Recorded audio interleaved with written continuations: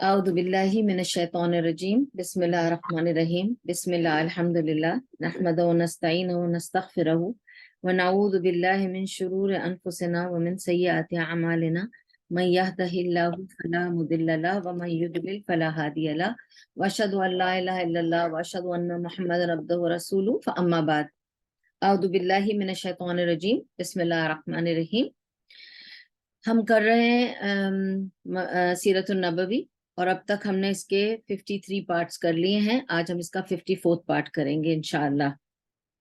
ٹھیک ہے. اب لاسٹ ویک میں نے آپ لوگوں کو ان سارے صحابہ کی سٹوری سنائی تھی جن کا واقعہ تھا کہ کچھ ایسے لوگ تھے جن کے لیے رسول صلی اللہ علیہ وسلم نے تاکید کی تھی کہ انہیں پکڑا جائے لیکن مارا نہ جائے. ٹھیک ہے. ان کی تفصیل آپ کو بتائی میں نے، جس میں لاسٹ سٹوری واز ابو البختری، تو اس کی سٹوری آپ کو بتائی تھی. ٹھیک ہے. اب وہاں سے ہم آگے چلتے ہیں سٹوری میں. ہم کہاں پر ہیں؟ ہم غزوہ بدر پہ ہیں. ٹھیک ہے. اچھا، واقعہ کیا ہوا تھا پہلے آپ کو بتاؤں کہ غزوہ بدر میں ہوا کیا تھا. جب یہ جنگ شروع ہونے کو تھی تو جو قریش کا کیمپ تھا، حالانکہ وہ زیادہ مضبوط کیمپ تھا، ان کے پاس ہتھیار بھی تھے، ان کے پاس ہاتھی گھوڑے بھی تھے، یعنی they were fully armed force. اس کے باوجود ان میں کوئی تھوڑی سی ایک دہشت سی طاری ہوئی اور ان کو لگا کہ شاید they won't be able to make it. اس وقت ان کے پاس آیا ابلیس، شیطان خود آیا. اور ابلیس جب میں کہہ رہی ہوں تو ہی از دا ہیڈ آف شیاطین. ٹھیک ہے. ابلیس جو ہے وہ ہیڈ ہے آف شیاطین، باقی جو شیاطین ہیں اس کے انڈر میں ہوتے ہیں. ابلیس جو ہے وہ ہیڈ ہے. اور میں آپ کو اس کی ڈیٹیل بھی بتاؤں گی کہ اگر آپ سمجھ نہ سمجھیں تو ابلیس جو ہے اس کا ایک تھرون ہے، اس کا ایک اپنا تخت و تاج ہے جس پہ وہ راج کرتا ہے، جو سمندروں کے اوپر ہے. سمندر کے اوپر، کس سمندر کے اوپر؟ کہیں دور کسی سمندر کے اوپر ابلیس کا وہ ہے، تخت ہے جس پر وہ رول کرتا ہے، اور تمام شیاطین اس کے سامنے حاضری لگاتے ہیں صبح و شام. ٹھیک ہے. وہ اپنے شیاطین کا بادشاہ بن کے بیٹھا ہے، تو وہ اپنے تخت و تاج پہ بیٹھا ہے. لیکن وہ وہاں سے ٹریول کر کے، سمندروں سے سفر کر کے، وہ دور پرے سے خود، یعنی اپنے کسی کارندے کو نہیں بھیجا، بلکہ وہ خود آیا. اور کہاں آیا؟ مکہ آیا. مکہ آ کے اس نے جب دیکھا مکے کے ٹروپ چل پڑی ہے، بدر تک پہنچی ہے، پر ان کے ابھی تھوڑے پیر ڈگمگا رہے ہیں، تو یہ ان کے کیمپ میں پہنچا سرقہ ابن مالک کے روپ میں. اچھا، سرقہ ابن مالک جو تھا وہ بنو کنانہ کا ایک آدمی تھا. بنو کنانہ والے جو تھے وہ مدینے کے لوگ تھے، مطلب وہ مدینے کے ساتھی تھے. اب جب یہ سرقہ ابن مالک پہنچا اور یہ ان کے کیمپ میں پہنچا اور ان سے کہنے لگا کہ آپ لوگ ڈر رہے ہو، آپ لوگوں کے ڈگمگا گئے ہو، ہاتھ پیر آپ کے ٹھنڈے پڑ رہے ہیں، کیا بات ہے؟ آپ لوگ اپنے آپ کو کمزور بالکل مت سمجھو، میں آپ کے ساتھ ہوں، اور میں جانتا ہوں آپ لوگوں کی جو کیمپ ہے، آپ کی جو آرمی ہے وہ بہت مضبوط ہے. ان کے سامنے آپ کی تو جیت ہی جیت ہے، آپ تو ہار ہی نہیں سکتے. آپ فکر ہی مت کرو، آپ چل پڑو، میں آپ کے ساتھ ہوں. تو انہوں نے کہا بھائی تم تو ہمارے ساتھ ہو، لیکن تم تو ہم کو یہ خبر دے کے چلے جاؤ گے، ہمیں کیا پتا وہاں اس کیمپ میں کیا ہو رہا ہے. تو اس نے کہا آپ ایسے کرو، اگر آپ کو یہ خدشہ ہے تو آپ ایسے کرو، مجھے اپنے ساتھ ہی رکھ لو، مجھے اپنے ساتھ لے کے چلو، تو I'll be like a guarantee for you. I'm with you. I'll be able to tell you what's happening on the other side. آپ مجھے اپنے ساتھ لے چلو اور میں آپ کے لیے ایز اے گارنٹر رہوں گا. ٹھیک ہے. اور وہ ان کے ساتھ چل پڑا. اب یہ اس سے اب آپ لوگ سوچ رہے ہوں گے کہ اس آدمی کے ان کے ساتھ ہونے سے کیا گارنٹی تھی. ان کو یہ گارنٹی تھی کہ ایٹ لیسٹ بنو کنانا کا پورا ٹرائب جو ہے وہ لڑ نہیں پائے گا کیونکہ ان کا ایک بندہ ہمارے پاس ہے. اور بنو کنانا کا پورا ٹرائب مدینے میں نبی صلی اللہ علیہ وسلم کے ساتھ تھا. یہ گارنٹی وہ انہیں دے رہا تھا کہ اتنے سارے لوگ جو میرے قبیلے کے ہیں وہ تو آپ سے لڑ نہیں سکیں گے کیونکہ میں آپ کے ساتھ ہوں نا. آپ ان کو اگر یہ کہو گے کہ تمہارا ایک آدمی ہمارے ساتھ, ہم اسے مار دیں گے, تو وہ لوگ ہتھیار ڈالیں گے یا چلے جائیں گے پیچھے سے ہٹ کر, تو تمہیں اتنا اور سپورٹ مل جائے گا. ویسے ہی ان کے لوگ کم ہیں. یہ تھا معاملہ. ٹھیک ہے, just to clarify what was the معاملہ, وائی سورقہ ابن مالک کا ان کے ساتھ ہونے میں کیا ان کو فائدہ ہونے والا تھا. تو دس واز اے فائدہ. اچھا, آگے بڑھتے ہیں سٹوری میں. اب سورقہ ابن مالک اور یہ پوری جو ان کا کیمپ ہے قریش کا, یہ جب چل پڑا اور جب جنگ شروع ہونے لگی تو they were all looking at سورقہ ابن مالک کے ساتھ ہے نا ہمارے, تو اس کے والے جو اس کے ٹرائب والے ہیں اپوزیشن میں, وہ ہم سے لڑ نہیں پائیں گے, یہ سب ان کو گارنٹی ملی تھی.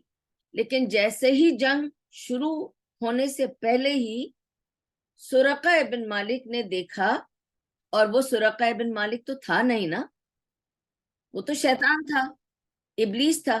جب اس نے دیکھا کہ نازل کون ہو رہا ہے, اس نے دیکھا کس کو نازل ہوتے ہوئے, اس نے دیکھا کہ جبریل علیہ السلام اتر رہے ہیں, اور اتنے سارے لوگ جبریل علیہ السلام کے ساتھ جو ان کے فرشتے ہیں, ان کی ٹولی ہے, وہ سارے اتر رہے ہیں. اس نے جب جبریل علیہ السلام کو نیچے اترتے دیکھا اور ان کی پوری ٹولی کو اترتے دیکھا, تو وہ بھاگ کھڑا ہوا.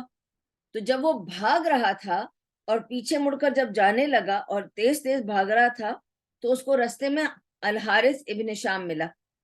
اس نے اس کو پوچھا کہ تم بھاگ کے کہاں جا رہے ہو الٹے پیر؟ تو اس نے کہا مجھے مت روکو, تمہیں نہیں پتا جو میں دیکھ سکتا ہوں تم لوگ نہیں دیکھ سکتے, اور بھاگتا رہا. تو اس کو سمجھ میں نہیں آیا وہ کیا کر رہا ہے. اتنے میں وہ جا کر گرا, اور جیسے وہ گرنے لگا اس نے الحارث ابن شام کو اتنی زور کا دھکا دیا کہ وہ اچھل کر جا کے گرا. اور اس نے اس کو کہا ایسی کیا مصیبت آئی ہے جو تم اس طرح ڈر کے بھاگ رہے ہو, ایسا تو کچھ نظر نہیں آ رہا. اس نے کہا تمہیں نہیں پتا, مصیبت ٹوٹ پڑی ہے, میں نے دیکھ لیا ہے, اب میں نہیں رہ سکتا, کچھ بھی نہیں ہو سکتا, بس مجھ سے کچھ مت پوچھو. اور وہ بھاگتا رہا اور یہی کہتا رہا تم لوگ نہیں دیکھ سکتے جو میں دیکھ سکتا ہوں, جو میں نے دیکھ لیا ہے وہ تم لوگوں کو نہ نظر آئے گا, مجھے جانے دو, مجھے جانے دو. اور وہ بھاگ گیا کیونکہ وہ یہ جانتا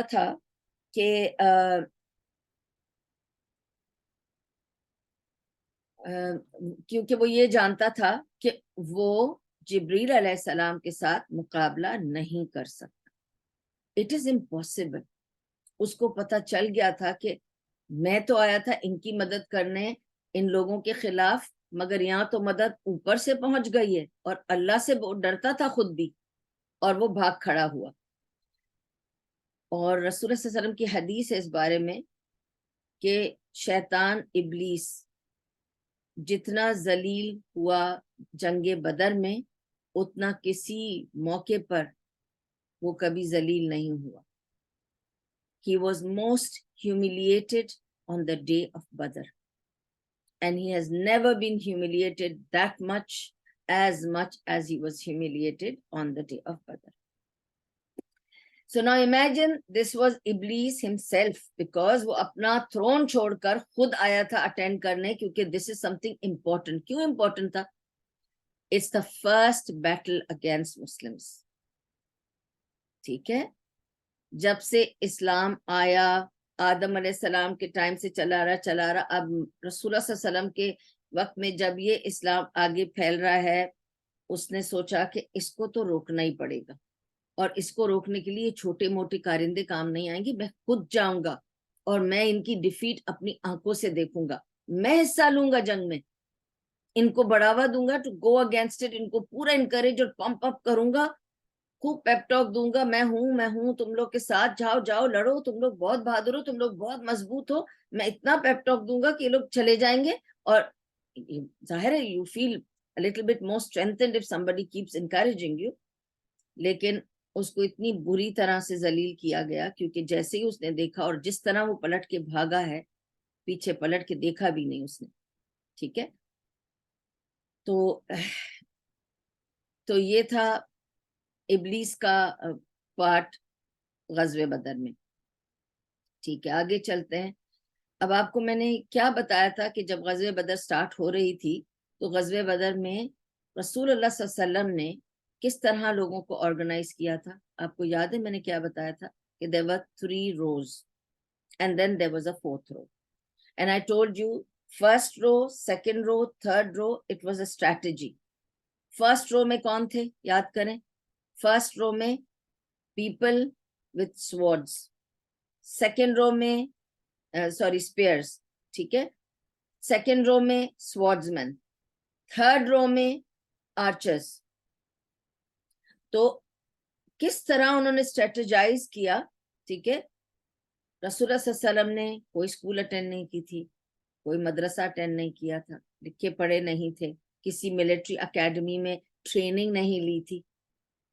ٹوٹلی اللہ سبحانہ و تعالیٰ نے ان کو ٹرین کیا تھا اور کہا تھا اس طرح سے آپ آرگنائز کریں. آج تک یہی اسٹریٹجیز ملٹری اکیڈمیز میں فالو ہوتی ہیں. اوکے, تھوڑا بہت آگے پیچھے لے دے کے depending on what's the new arms and ammunitions along with that, but the discipline, the strategy of making rows, یہ پہلے نہیں تھا. اس سے پہلے کبھی کسی نے یہ سب نہیں کیا تھا کہ روز بنیں گی اور اس طرح سے وہ الائن ہوں گی اور اس طرح سے وار چھڑے گی, ایسے نہیں تھا پہلے. تو ایسی چیزیں when اچھا میں کیوں آپ کو یہ بتا رہی ہوں اس کی بھی ریزن ہے, کیونکہ میں تو یہ سب آپ کو بتا چکی ہوں پہلے ہی, لیکن there's a reason why I'm telling you this, کہ when he didn't go to a military academy or training or anything, and yet until today most of the countries internationally, most of the countries follow the military rule along with the same lines. ٹھیک ہے, میں یہ بتا رہی تھی آپ کو. اب جب ماڈرن ملٹری جو ماڈرن ملٹری ٹرینرز ہیں, جب وہ یہ میپ دیکھتے ہیں نا, بدر کا میپ دیکھتے ہیں, because see they are trying to understand, historians ہیں جو they are studying these things, ٹھیک ہے نا. جب وہ یہ دیکھتے ہیں کہ بھائی بدر میں کیا اسٹریٹجیز تھیں, بیکاز obviously آج تک اٹس اے میریکل کہ 300 لوگوں نے 1000 لوگوں کو ہرایا, وہ بھی 300 ایسے لوگ جن کے پاس کچھ نہیں تھا اور 1000 لوگ جن کے پاس سب کچھ تھا. I mean it was a contrast. سوچا بھی نہیں جا سکتا کہ you are going to fight 1 into 3, that was the ratio. Anyway, تو لوگ اب تک اس کو اسٹڈی کرنا چاہتے ہیں, پتہ کرنا چاہتے ہیں کیا اسٹریٹجی, کیا چیز یوز کی تھی.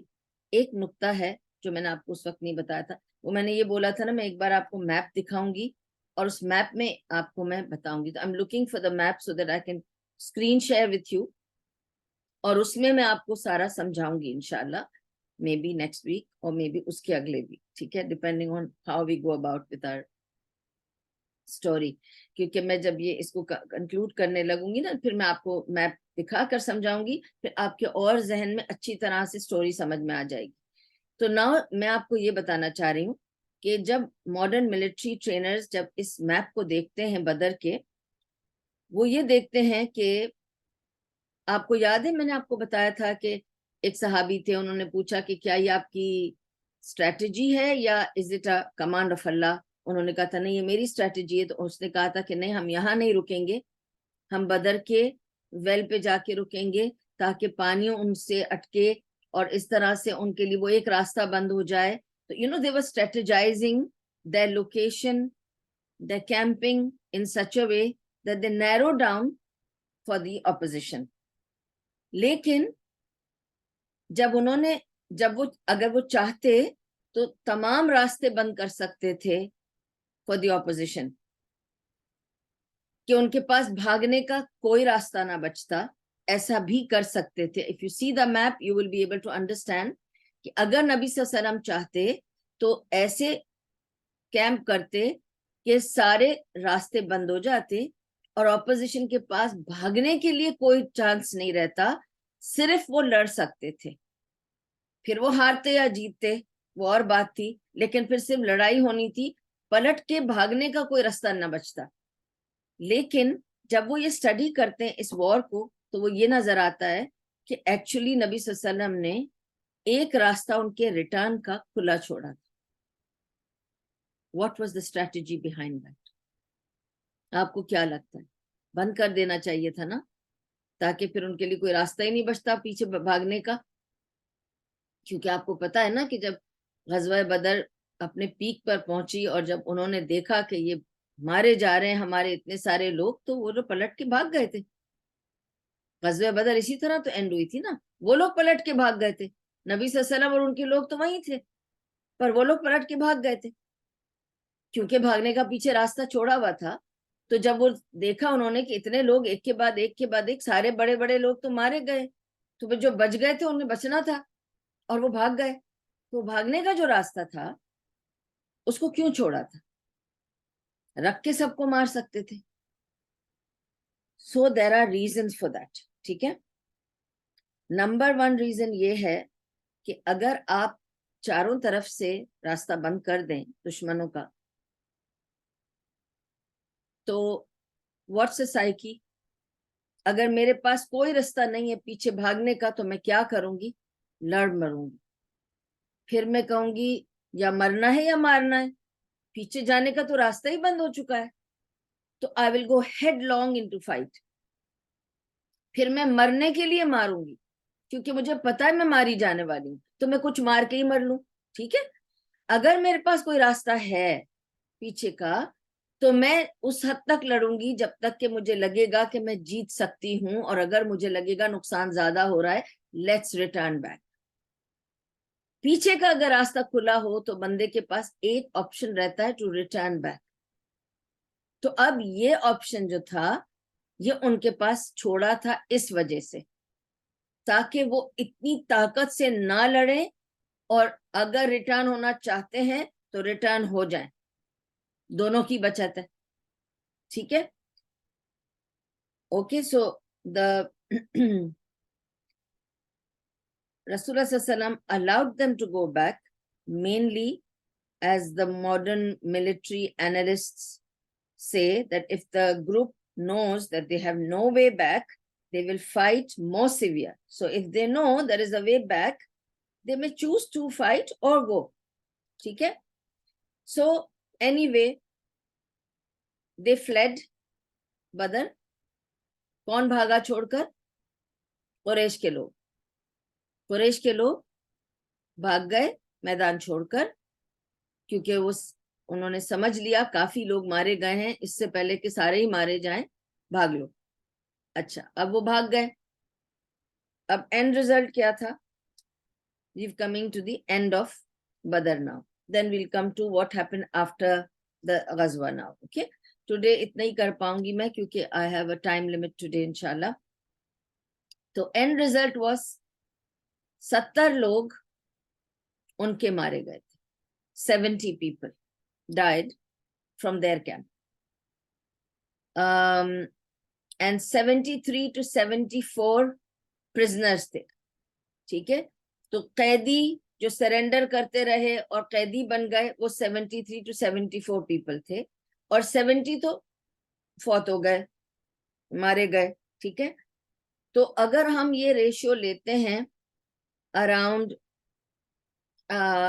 سے اراؤنڈ 150 کے قریب لوگ جو تھے وہ ان کے نقصان میں کاؤنٹ ہوئے نا, کیونکہ جو قیدی بنے وہ بھی نقصان میں کاؤنٹ ہوئے نا, تو وہ نقصان اینڈ جو 70 مارے گئے, تو 150 سمجھو 150 لوگ مارے گئے اور پکڑے گئے ملا کر, which comes to 15% of their camp. ان کی فوج کے حساب سے 15% نقصان ان کو ہوا. مسلمانوں کے کیمپ میں کتنے مارے گئے؟ مسلمانوں کے کیمپ میں 15 شہید ہوئے. 15 शहीद हुए and there were no prisoners because obviously they fled. वो कोई prisoner लेके थोड़ी भागते, उनके तो हाथ कोई सरेंडर हुआ ही नहीं. So there were no prisoners of war from the Muslim camp. The only people who got martyred were 15 of them. 15 लोगों को शहादत हुई. ठीक है, तो मुसलमानों की जो टोटल कैंप था उस हिसाब से, उस मुनासिबत से इट वाज ओनली 5%. मुसलमानों को 5%, उससे भी कम, लेस देन 5%. अगर परसेंटेज निकाला जाए it's less than 5%. Less than 5% उनको नुकसान हुआ मुसलमानों को, और 15% से ज्यादा नुकसान हुआ है उनके ऑपोजिशन को. अब जब कुरैश चले गए, भाग गए, आपको पता है कि नबी सल्लल्लाहु अलैहि वसल्लम जो आर्मी थी उनकी, ठीक है, उनको उन्होंने इकट्ठा किया, सबको कहा, अनाउंस किया, हम नेक्स्ट 3 days यहीं रहेंगे, हम लौट के अभी नहीं जाएंगे, we are going to stay here. ये क्या बात थी, इसकी क्या रीजन थी? हो गई ना जंग खत्म, वो लोग तो भाग ही चुके, चले गए, तो हम क्यों रह रहे हैं यहाँ पर 3 दिन? गजवा खत्म होने के बाद हर एक को होता है कि जंग खत्म हो गई तो लेट्स गो होम. बट नबी सल्लल्लाहु अलैहि वसल्लम announced, grouped the army and said, we are going to be here for next 3 more days. हम 3 दिन बाद वापस जाएंगे. उसकी क्या पीछे स्ट्रेटेजी थी कि next 3 days we will remain here? First reason is that 15 bodies जो नबी सल्लल्लाहु अलैहि वसल्लम के ग्रुप के लोग शहीद हुए थे, उनको सही तरीके से दफनाना था. पहली बार जंग हुई थी मुसलमानों की, पता नहीं था कि किस तरह दफनाया जाए शहीदों को. इनको गुस्ल देना है, जनाजा नमाज पढ़ना है, क्या करना है नहीं पता था. आयतें आई कि इनको गुस्ल ना दिया जाए, जिन कपड़ों में है उन्हीं कपड़ों में दफनाया जाए, हत्ता कि इनके जख्मों को और खून को भी ना पोंछा जाए, जिस हालत में है उसी हालत में इन्हें दफनाया जाए. तो रसूलुल्लाह सल्लल्लाहु अलैहि वसल्लम ने फरमाया कि अब 15 कब्रें खोदनी है, ठीक है, और 15 लोगों को तरीके से दफनाना है. तो सिर्फ दफनाना था, तो 15 कब्रें खोदो और 15 लोगों को दफनाओ. टाइम लगता है ना, एक कब्र खोदने में कितना टाइम लगता है, फिर दूसरी कब्र थी, और इनको तरीके से दफनाना है. दे आर मार्टियर्स, ना, हमारे शोहदा हैं. ओके. दूसरा लॉ ये भी था कि जो अगर शहीद होता है, जहां उसको शहादत मिलती है उसको वहीं दफन कर दिया जाए. मदीना दूर नहीं था,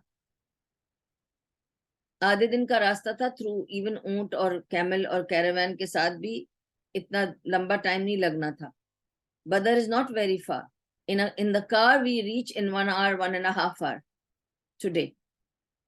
So you can imagine, अगर हम गाड़ी में इतनी देर में पहुंच जाते हैं तो ऊंट पे आधे दिन में पहुंच जाएंगे.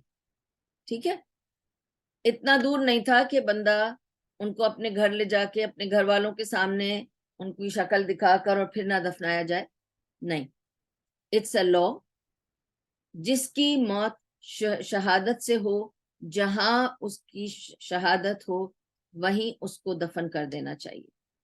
अब हो सकता है शहादत किसी ऐसी जगह में हो जहां दफन करने की जगह ना हो, तो उसके आसपास जहां भी, मतलब दूर नहीं ले जाना चाहिए, ट्रैवल नहीं करना चाहिए. और यही रूल इवन उनके लिए अप्लाई होता है जिनकी डेथ होती है. जो लोग ये करते हैं कि डेथ हुई यहाँ पर, फिर वो लाश को इंडिया, पाकिस्तान, जहां भी जाना है वहां लेके जाते हैं, ऐसे नहीं करना चाहिए. जहां बंदा गुजरा है ये वहां का बंदा था, इसलिए अल्लाह ने उसको वहां पहुंचाकर उसकी जान वहां ली है, वहीं उसको दफन कर दिया जाए. कभी भी बॉडीज को इधर से उधर नहीं ले जाना चाहिए. ठीक है, उसमें बॉडी को भी तकलीफ होती है, and it's the wrong thing to do, because the right thing is to bury them where they died.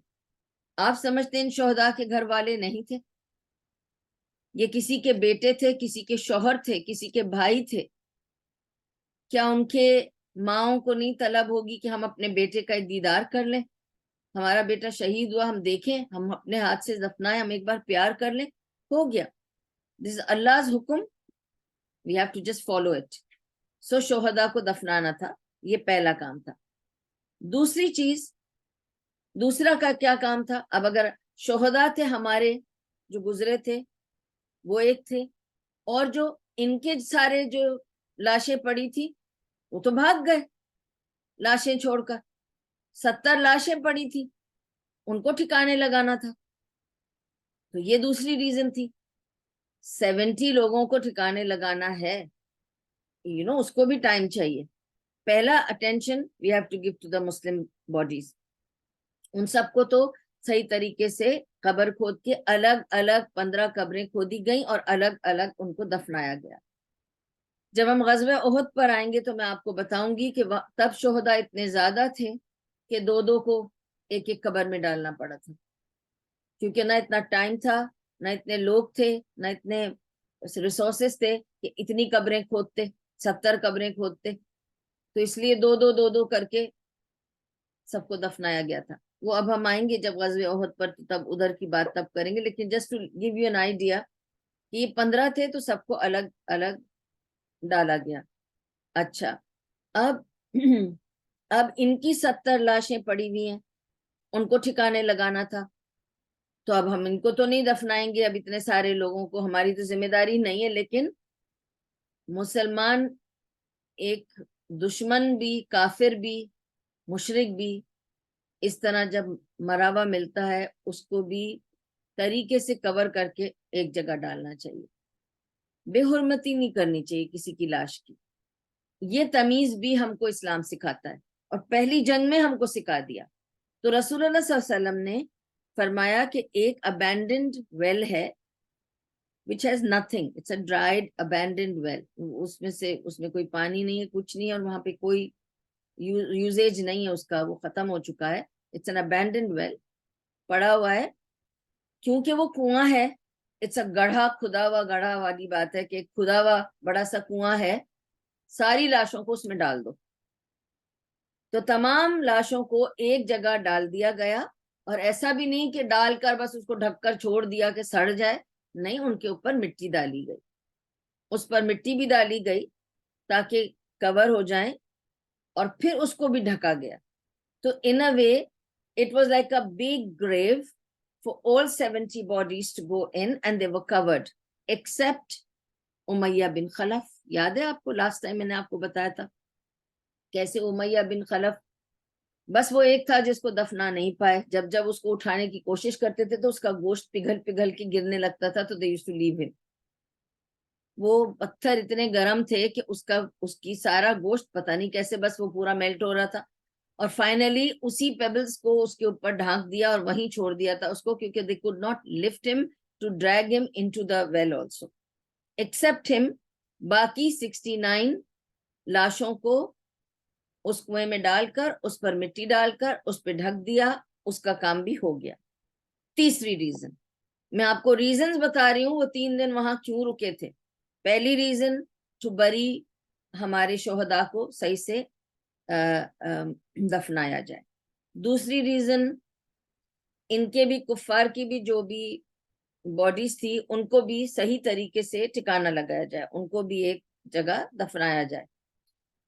تیسری ریزن یہ تھی کہ اچھی طرح اطراف کے لوگوں کو, جگہوں کو, قبیلوں کو, شہروں کو پتہ چل جائے ہم یہی ہیں, ہم نہیں بھاگے کہیں. پتہ چل جائے کہ میدان چھوڑ کے کون بھاگا, جیت کس کی ہوئی. کلیریفائی کرنا چاہتے تھے, ہم یہیں رکیں گے 3 دن تک, کہ دیکھ لو ہم ابھی بھی یہیں موجود ہیں. We are still ready, we are still available, we are still here, we are not going anywhere, we are here. Next 3 days ہم یہیں ہیں. اور نبی صلی اللہ علیہ وسلم کو یہ بھی خدشہ تھا کہ شاید, کیونکہ ابو سفیان ابھی باقی ہے, باقی سرداروں میں ابھی وہ باقی ہے. He will go back, he will think about all those things.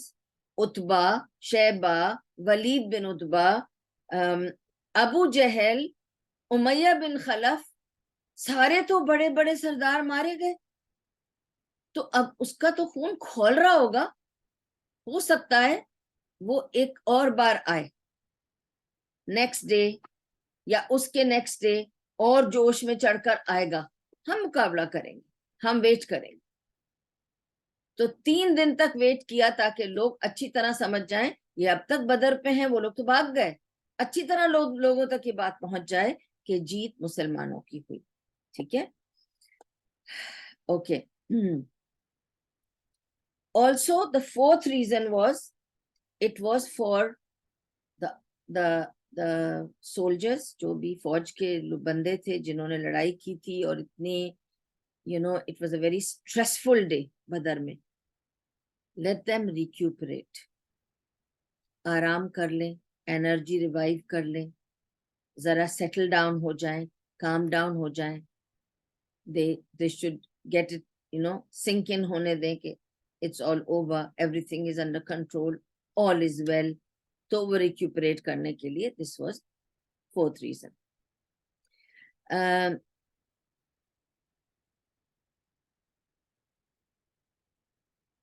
And the fourth reason میں نے آپ کو جو بتایا وہ تو ٹھیک ہے. Third reason تھی about that کہ everybody should know that who's the loser and who's the victor, and who was the coward and who's the brave. That was the most important reason. Okay.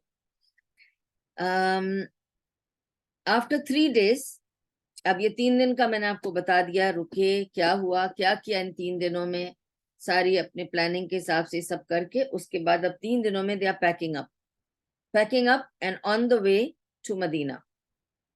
ٹھیک ہے, now they packed up, they said okay let's pack up, go back home. 3 دن پورے ہو گئے, سب bodies کا بھی سب انتظام ہو گیا, لوگوں کی تھوڑی تھکن دور ہو گئی, تھوڑا لوگ تازے ہو گئے, تھوڑا کام ڈاؤن ہو گیا, everything settled well. Slowly everybody started packing up. 3rd day, اور ان کو پتا تھا after the 3rd day we have to leave. اب نبی صلی اللہ علیہ وسلم نے اناؤنس کیا, حکم دیا کہ now it's time to leave. اب they are on the way to Medina. When they are going on the way to Medina, the well, جس کنویں میں کافروں کی لاشیں ڈالی تھیں, بری کی تھیں, وہ it was not on the way to Medina, it was on a different side. تو نبی صلی اللہ علیہ وسلم نے سب لوگوں کو ٹرن کیا اور کہا ہم ڈی ٹور کر کے جائیں گے مدینہ. I want to go and visit the well. سب تعجب میں تھے, ٹھیک ہے بھائی, they all have to go to the well first. پھر نبی صلی اللہ علیہ وسلم اترے اپنی سواری سے, ویل کا ڈھکن کھولا اور ان سے بات کرنے لگے, اور ان سے پوچھنے لگے اے ابو جہل, کیا تم کو جو اللہ نے وعدہ کیا تھا مل گیا؟ مجھ سے جو وعدہ کیا تھا مجھے مل گیا. اے امیہ بن خلف, عتبہ بن الرابی, تم سے جو اللہ نے وعدہ کیا تھا تمہیں ملا, مجھ سے جو وعدہ کیا تھا مجھ کو مل گیا. او شیبہ بن الرابی, اس طرح بولا. ولید بن عتبہ, ان کو بولا. ایک ایک کا نام لے کے, ہر ایک کا نام لے کے نبی صلی اللہ علیہ وسلم نے کھڑے ہو کر یہی بات کہی. اطراف میں سارے صحابہ سن رہے تھے کہ نبی صلی اللہ علیہ وسلم بات کر رہے ہیں ان لوگوں سے جو گزر چکے ہیں, مر چکے ہیں, اور ان کو یہ پتا تھا کہ قرآن میں کلیئرلی آیت ہے کہ مرے ہوئے تمہاری بات نہیں سن سکتے. قرآن میں 3 سے 4 ایسے آیتیں ہیں موجود کلیئرلی جو بتاتی ہیں کہ جو مردہ ہیں وہ تمہاری بات نہیں سن سکتے. تو اب انہیں سمجھ میں نہیں آ رہا ہے کہ نبی صلی اللہ علیہ وسلم ایک ایک کا نام لے کے پکار کے ان کو مخاطب ہو کر بات کر رہے ہیں. تو اس پر سے نبی صلی اللہ علیہ وسلم نے عمر رضی اللہ عنہ نے ان سے خاص طور سے پوچھا کہ یا رسول اللہ صلی اللہ علیہ وسلم آپ ان سے بات کر رہے ہیں جو مر چکے ہیں, تو کیا یہ آپ کی بات سن سکتے ہیں؟ نبی صلی اللہ علیہ وسلم نے فرمایا جتنا تم سن سکتے ہو اتنا ہی وہ بھی سن سکتے ہیں. تو انہوں نے کہا یہ کیسے ہو سکتا ہے؟ تو پھر رسول اللہ صلی اللہ علیہ وسلم نے اس کا جواب دیا اور کہا کہ اللہ سبحانہ و تعالیٰ نے ان کے اندر روح ڈالی, سننے کی صلاحیت ڈالی, تاکہ میں جو ان سے بول رہا ہوں وہ سن سکیں, محسوس کر سکیں, بس اتنا ہی. So it was a very specific thing. It was on that specific time to those specific people Allah subhanahu wa ta'ala gave the facility to hear, because it was a very special moment for Rasulullah sallallahu alaihi wasallam to declare his victory and to remind those people کہ تم سے وعدہ کیا تھا کہ اگر تم یہ نہیں کرو گے تو تمہارے لیے جہنم ہے اور ہار ہے اور فلاح ان کے لیے ہے جو ساری جیسے جیسے وعدہ کیا تھا اللہ نے, تمہارے لیے جنتیں بھی ہیں, نہریں بھی ہیں, اور دنیا میں بھی تمہیں وقار ملے گا, عزت ملے گی, فلاں فلاں فلاں. اوکے, تو رسول اللہ صلی اللہ علیہ وسلم یہ بات کہنے لگے. اچھا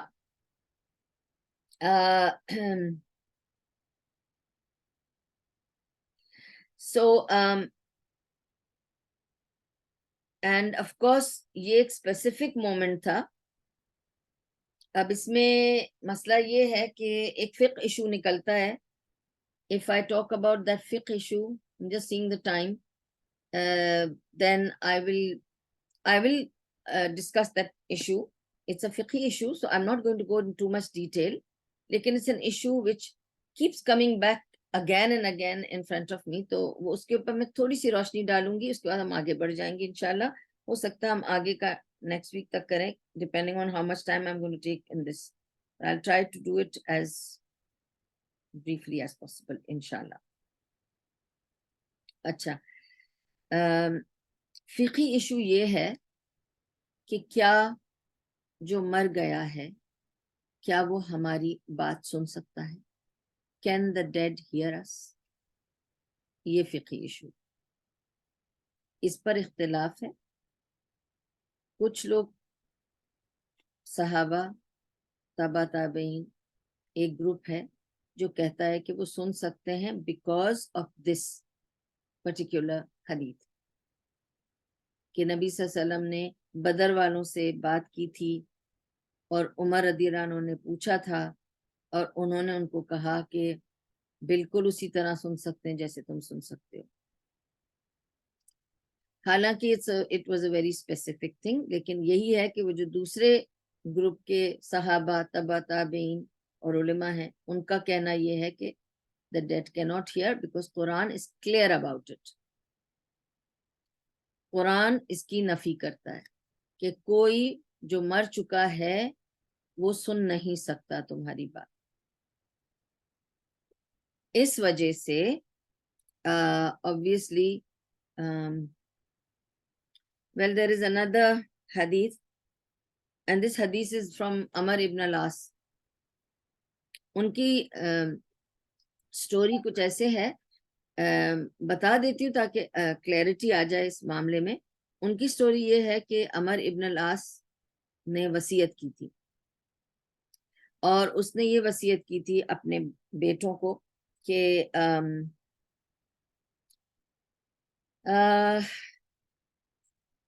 جب تم مجھے دفناؤ تو فوراً دفنا کے مت چلے جانا,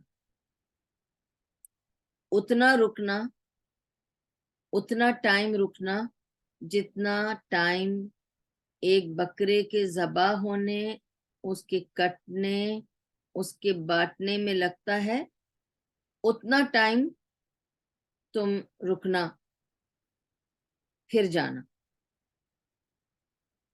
اب آپ لوگ اور ہم سب تو قربانی جو کرتے ہیں, آپ کو پتہ ہے کہ ہم ایبیٹور جاتے ہیں, قربانی ہوتی ہے, بکرا کٹتا ہے, ٹائم لگتا ہے, 1-8 گھنٹہ تو لگے گا. ایون اگر آپ اپنے گھر میں کرتے ہیں تو بھی 1 گھنٹہ 1.5 گھنٹہ تو لگ ہی جاتا ہے. So what ever normal time of cutting, slaughtering, cutting it into pieces and distributing. اتنا ٹائم اس نے کہا اپنے بیٹوں سے کہ تم لوگ میرے قبر کے پاس رکنا. تو ریزن کیا تھی؟ اس نے یہ حدیث سنی تھی رسول اللہ صلی اللہ علیہ وسلم سے کہ جب آپ اپنے کسی لاش کو دفناتے ہیں، اپنے کسی کی لاش کو دفناتے ہیں، تو وہ سنتا ہے قدموں کی آہٹ. جب تک لاسٹ قدم باہر جاتے ہیں وہ سن رہا ہوتا ہے، اس کو ان کے قدموں کی آواز آتی ہے. تو وہ مر گیا ہے لیکن وہ سن رہا ہے قدموں کی آواز جب تک کہ آخری قدم باہر جاتا ہے، اس کے بعد وہ اکیلا ہو جاتا ہے. تو اس کو یہ بھی پتا تھا عمر بن العاص کو کہ جب میری روح لی جائے گی تو پہلے برا بن العازب کی ایک بہت بڑی حدیث ہے، وہ تو میرے پاس ابھی اتنا ٹائم نہیں کہ میں آپ کو پوری حدیث سناؤں. میں نے ابھی ریسنٹلی درس دیا تھا کسی کی ڈیتھ پر، چینل میں موجود ہے، درس آن ڈیتھ کر کے ٹاپک ہے، پلیز اس کو ایک بار سن لو تو آپ کو میری کچھ باتیں جو میں ابھی کر رہی ہوں اس سے کوآرڈینیٹ کرنے میں آسانی ہو جائے گی. تو مہربانی کر کے جا کے درس آن ڈیتھ سن لو. اس میں نے وہ برا بن العازب کی پوری حدیث سنائی ہے، پوری ڈیٹیل میں سنائی ہے. ٹھیک ہے، تو بیسکلی ان شارٹ یہ کہ روح نکالی جاتی ہے، اوپر جاتی ہے، پھر واپس لا کے ڈالی جاتی ہے قبر میں، اور روح کو لا کے ڈالا جاتا ہے تاکہ وہ جب منکر اور نکیر آئیں تو وہ سوال کریں. یہ وہ یعنی روح جاتی ہے پھر واپس آتی ہے، اور جب آتی ہے تو وہ اپنے قدموں کی لاس چھاپ سن رہا ہوتا ہے. اس کے بعد منکر اور نکیر آتے ہیں تو پھر وہ سوال جواب شروع ہوتے ہیں. تو عمر ابن العاص نے اپنے بچوں سے جب یہ کہا تو انہوں نے کہا ایسا کیوں؟ تو اس نے کہا کہ اتنی دیر رکنا کیونکہ مجھے obviously دکھ ہو رہا ہوگا کہ میں جا رہا ہوں تم لوگ کو چھوڑ کر. ہوتا ہے، کوئی بھی نہیں چاہتا مرنا، ہر ایک کو مرنے کا دکھ ہوتا ہے. تو میں پریشان، اور آف کورس موت ایک ہیبت ہے، ایک پریشانی والی بات ہے، it's not something easy.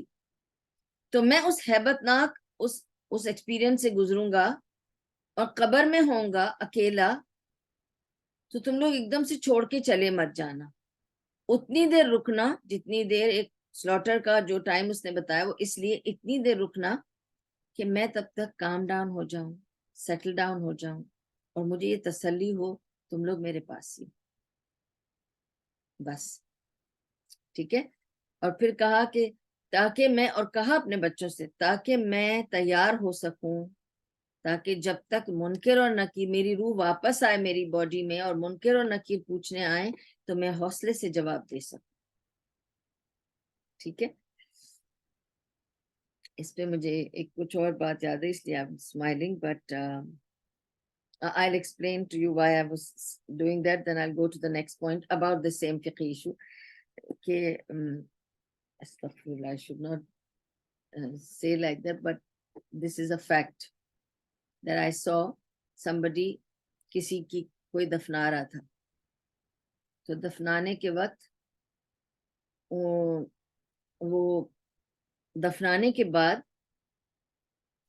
وہ کھڑے ہو کر اس کی قبر کے آس پاس بول رہے تھے تیار ہو جا، اب تجھے فرشتہ پوچھے گا تیرا رب کون ہے، بتا بتا اللہ ہے، بول اللہ. Are you dictating? Is it remote control operation? بندہ مر گیا، وہ اپنے جواب خود دے گا، آپ تھوڑی اس کو ڈکٹیٹ کرو گے. آپ ابھی بھی اس کو ریموٹ کنٹرول پہ ڈکٹیٹ کر رہے ہو کہ تو یہ بولنا، اب یہ بولنا. You have no authority over anything now. Case is closed. ختم. It's buried. Case is buried. Finished. Your job is done. اب صرف اس کی مغفرت کی دعا کرو، جا کر اس کے لیے صدقہ دو، اور قبروں پہ بیٹھ کر قبرستان میں جا کر قرآن پڑھنا، سپارے پڑھنا، سورہ فاتحہ پڑھنا، all this is not correct. All this is wrong. No Quran to be read in graveyards. قبرستان میں قرآن نہیں پڑھا جاتا، قبرستان میں صرف دعا کی جاتی ہے، جو گزر گئے ہیں ان کے لیے آپ دعا کر سکتے ہیں، اور ان کو مرحوم کہنا بھی منع ہے. You cannot call them مرحوم. They are just people who died. اب وہ اللہ کے پاس شہید ہیں کہ اللہ کے پاس مرحوم ہیں کہ مقبول ہیں، we don't know. We cannot appoint people to be مرحوم اور مقبول اور شہداء. We can hope for it. We can pray for it. ٹھیک ہے، یہ سب چھوٹی چھوٹی important issues ہیں that come in my mind, so I'm sharing them with you.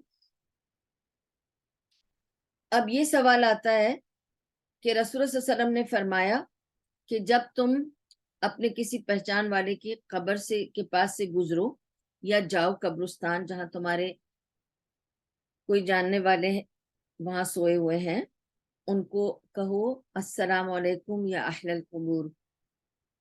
ٹھیک ہے، تو پھر سوال یہ اٹھتا ہے کہ اچھا تو قبر میں تو جو سو رہے ہیں آپ نے کہا کہ وہ بات نہیں کر سکتے، آپ کا سن نہیں سکتے، تو ان کو ہم سلام کیوں کریں؟ آپ کو پتا ہے حدیث جس میں ہمیں رسول اللہ صلی اللہ علیہ وسلم کو صلوات بھیجنے کے لیے کہا ہے، جتنے صلوات ہم بھیجیں گے رسول صلی اللہ علیہ وسلم پر اتنا ہم کو اجر ملے گا، اور اللہ کو بہت محبوب ہے کہ ہم اپنے نبی پر صلوات بھیجیں. السلام علیکم یا نبی اللہ، یا ہم جب اتحیات بھیجتے ہیں، گریٹنگز بھیجتے ہیں، وہ الگ ہے جو ہم نبی صلی اللہ علیہ وسلم کو بھیجتے ہیں، ہر نماز میں بھیجتے ہیں اتحیات للہ والصلوات والطیبات السلام علیکہ یا ایھا النبی رحمۃ اللہ وبرکاتہ. بہترین گریٹنگز ٹو آر نبی. ایوری نماز وی آر ڈوئنگ دیٹ. ٹھیک ہے، اور رسول اللہ صلی اللہ علیہ وسلم نے کیا فرمایا؟ کبھی آپ نے نوٹ کیا باریکی؟ انہوں نے فرمایا، ان کی حدیث یہ ہے کہ جب تم میں سے کوئی مجھ کو سلام بھیجے گا تو فرشتہ لا کے مجھے تمہارا سلام پہنچائے گا. It's not going direct. There is an angel. Because we have no direct connection with the dead. The angel will reach the salam to Rasulullah sallallahu alaihi wasallam and inform him, so and so has sent a salam to you. ہم جتنے لوگ جتنی بار سلام پڑھ رہے ہیں، بھیج رہے ہیں، ایک ایک سلام ان تک پہنچ رہا ہے، بٹ تھرو اے میسنجر. ایک اینجل لے جا کر ان کو سلام پہنچاتا ہے، اور اس کے بدلے میں ہمارے لیے اجر لکھ دیے جاتے ہیں. اسی طرح جب ہم صدقہ بھیجتے ہیں، دعا کرتے ہیں یا سلام کرتے ہیں، فرشتہ جا کے اس مردے کو بتاتا ہے کہ تمہارے، اگر میں اپنے ابا جان کے لیے بھیجتی ہوں کچھ بھی، دعا بھیجتی ہوں، اگر میں ان کے لیے صدقہ کرتی ہوں، سلام کرتی ہوں ان کے قبر کے پاس سے گزرتے وقت، تو وہ جا کے فرشتہ ان کو بتائے گا تمہاری بیٹی نے آج تمہارے لیے یہ بھیجا، یہ دعا بھیجی ہے، اور اس نے تمہیں سلام بھیجا. فرشتہ will reach that, but there is no action, response, reaction from the dead. Remember that. They receive it and that's about it. ہم جو دعا اور صدقہ بھیجتے ہیں اس کے بدلے میں ان کے گناہ معاف کیے جاتے ہیں. ان کو وہ بھی بتایا جاتا ہے تمہارے لیے اتنا صدقہ ہوا تو اتنے شعلے ہٹا دیے گئے تمہارے اکاؤنٹ میں سے، جو تمہارے لیے جلنے کے لیے رکھے تھے ہٹا دیے ہیں، تمہارے بچوں نے تمہارے لیے یہ صدقہ بھیجا، یہ دعا بھیجی، یہ تمہارے لیے مغفرت ہوئی. وہ اکاؤنٹ چل رہا ہے الگ سے، but the angel is there who is actually reaching things. They do not hear us. نہ ہی ان کو پتہ چلتا ہے ہم نے ان کی گریو کو وزٹ کیا، نہ وہ ہمارا سن سکتے ہیں. ہم گھر میں بیٹھ کر 5 وقت کی نماز 10 بار دن میں 1000 بار جب بھی چاہیں ان کے لیے دعا کر سکتے ہیں، اور وہ سب دعائیں ان کو فرشتہ پہنچائے گا.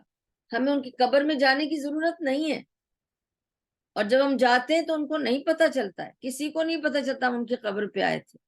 قبرستان ہم اپنے لیے جاتے ہیں، اپنی موت کو یاد کرنے کے لیے. ان کے لیے تو مغفرت کی دعا آپ گھر میں بھی بیٹھ کے مانگ سکتے ہیں. آپ کو قبر میں جانے کی ضرورت نہیں ہے، قبرستان جانے کی ضرورت نہیں ہے.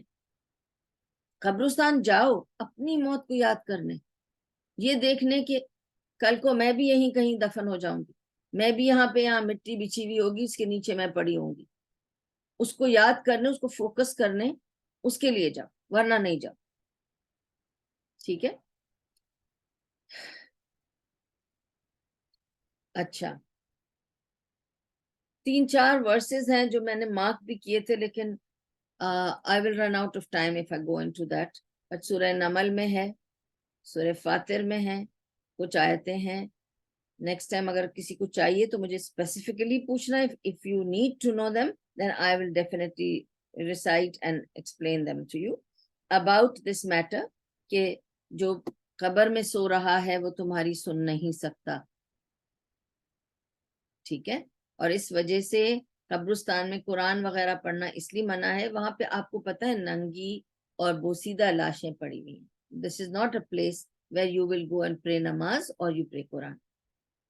تبھی نبی صلی اللہ علیہ وسلم نے فرمایا ایک مسلمان کے لیے نماز، پوری دنیا مسجد ہے نماز پڑھنے کے لیے ایکسپٹ باتھ روم اینڈ قبرستان جہاں نجاسہ ہے. خیال رہے اس بات. ٹھیک ہے. اور پھر یہ بھی ایک اور حدیث ہے نا جس میں نبی صلی اللہ علیہ وسلم نے فرمایا کہ اپنے گھروں کو قبرستان نہ بناؤ، گھر میں بھی نماز پڑھ لیا کرو. اس وجہ سے مرد حضرات فرض مسجد میں پڑھتے ہیں اور گھر آ کے اپنی سنت ادا کرتے ہیں، تاکہ گھروں کو قبرستان نہ بنا لو. قبرستان میں نماز نہیں پڑھی جاتی. I hope I'm clear now with all these examples. جو بھی مجھے یاد آ رہا ہے میں آپ تک پہنچا رہی ہوں.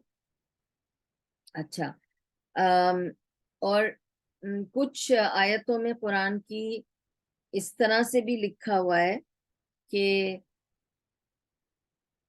جو مسلمان ہے وہ میرے لیے زندہ ہے، اللہ تعالیٰ کہتا ہے، اور جو مسلمان نہیں کافر ہے وہ میرے لیے ایسا ہے جیسا کوئی مر چکا ہو. تو کیا میں مرے ہوں سے توقع کروں گا کہ وہ میری اوبیڈینس کریں یا میری سن لیں؟ اس لیے وہ سن نہیں سکتے. پھر ایک جگہ ہے نا کہ وہ دیکھ نہیں سکتے، سن نہیں سکتے، اور ان کو کچھ محسوس نہیں ہوتا. یہ مر گئے کیونکہ کافر ہو گئے، اور اسی لیے اس کو تشبیہ دی کہ ایک مسلمان ایسا ہے جیسا کوئی زندہ ہو، اور جو مسلمان نہیں ہے وہ ایسا ہے جیسا وہ مر گیا ہو، کیونکہ اس کا ضمیر مر چکا، اس کی آنکھ نہیں دیکھ رہی، اس کے کان نہیں سن رہے، اسے کچھ سمجھ میں نہیں آ رہا، وہ اپنی منمانی زندگی گزار رہا ہے، وہ کافر ہو چکا ہے، وہ مر چکا ہے میرے لیے، اللہ کے لیے وہ مر چکا ہے. تو یہ مثال بھی وہ زندہ اور مردے کے لیے دی ہے قرآن میں. ابھی I cannot go too much into detail but میں آپ لوگ کو یہ سب سنا چکی ہوں پہلے تفسیر میں. اور یہ بھی آپ کو کلیئر کر دیا کہ جو بھی سلام ہم بھیجتے ہیں اپنے لوگوں کو یا رسول اللہ صلی اللہ علیہ وسلم کو بھی، وہ سب وایا ملائکہ ریچ ہوتے ہیں. ٹھیک ہے. اور یہ یونانیمس اوپینین ہے، اس میں کوئی اختلاف نہیں ہے کہ سلام پہنچتا ہے ہر کسی کو جو اہل القبور ہیں، جو مسلمان ہیں، لیکن ادھر سے کوئی reaction response that is never coming back. Allah has not given them the facility to act upon it, to say walaikum salam ya whatever. No, there is no action or response coming back. Now the question comes, then why do we give salam? Why do we give salam? Because assalamu alaikum wa rahmatullahi wa barakatuh is a dua. It's not in the form of greetings that we are sending. We are not sending اپنے جو گزر گئے لوگ ہیں ان کو ہم greeting کے طور پہ ایک گریٹنگ کے طور پہ یا تحیت کے طور پہ نہیں بھیج رہے سلام، دعا کی صورت میں بھیج رہے ہیں. ٹھیک ہے. اللہ تعالیٰ آپ کے اوپر سلامتی دے، آپ کو اپنی رحمت اور برکت میں رکھے، کیونکہ قبر میں برزخ ہے، ایک اور جگہ ہے، وہ ایک اور دنیا ہے برزخ، جہاں پہ وہ ٹھہرے ہوئے ہیں سب، اور ان کا وقت رکا ہوا ہے.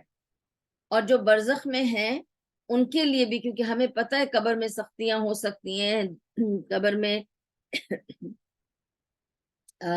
سزائیں ہو سکتی ہیں، لیکن ہم دعا کرتے ہیں کہ اللہ تعالیٰ قبر کے مراحل ان پر آسان کرے، تو ہم ان پر سلامتی ڈالتے ہیں کہ ان کی جو روح ادھر موجود ہے اس کو اللہ تعالیٰ رحمت اور برکت میں رکھے، کشادہ کرے، ان کی قبروں کو ٹھنڈک میں رکھے، نور اور روشن میں رکھے، ان کے لیے خوشبوئیں دے دے، وہاں پر ان کے لیے آسانیاں کر دے برزخ کی زندگی ان کے لیے، تو برزخ کی زندگی میں وہ موجود ہیں، تو اس لیے ہم ان کے لیے السلام علیکم ورحمۃ اللہ وبرکاتہ یا اہل القبور کہہ سکتے ہیں، کیونکہ this is a form of دعا، it's not a form of greeting. We don't greet those who have died. We can only make dua for the people who have passed away. وآخر دعوام ان الحمد للہ رب العالمین. The next issue which we will discuss next week inshallah بإذن اللہ is about the issue of غنیمہ. ٹھیک ہے، وہ اب نیا پورا قصہ شروع کریں گے. ابھی پوسٹ وار پہ ہم آ گئے ہیں کہ کیا کیا ہونا ہے. تو obviously this is the first time غنیمہ issue has come up for the Muslims. تو میں آپ کو بتاؤں گی کہ پچھلی قوموں کے ساتھ غنیمہ کا کیا حساب کتاب تھا، ہماری قوم کے ساتھ کیسے اور کیا ہوا، انشاءاللہ نیکسٹ ویک. ربنا تقبل منا انك انت السميع العليم وتب علينا انك انت التواب الرحيم برحمتك يا ارحم الراحمين برحمتك يا ارحم الراحمين برحمتك يا ارحم الراحمين. وصلى الله تعالى على خير خلقه محمد وعلى اله وصحبه اجمعين. سبحان اللہ وبحمدہ، سبحانک اللہم وبحمدک، نشہد ان لا الہ الا انت نستغفرک ونتوب الیک. If there are any questions, please put them either in the group or on the YouTube channel. And please, every time I say, if you have listened to this, may Allah accept it from all of us. Please YouTube channel پہ جا کے آپ subscribe کریں، post کریں، دوسروں کو forward کریں. یہ ٹاکس آپ کے لیے صدقہ جاریہ بنیں گی. اور اگر آپ کو یہ انٹرسٹنگ لگا، انفارمیٹیو لگا، تو please put a like there inshallah, so that more people watch it and more people become your صدقہ جاریہ as well. Okay, جزاکم اللہ خیر for listening. May Allah subhanahu wa ta'ala accept it from all of us. May Allah make it easy for me and for all of you, inshallah. Give us khair of dunya and akhirah and keep us away from every shar of dunya and akhirah. Assalamu alaikum wa rahmatullahi wa barakatuh.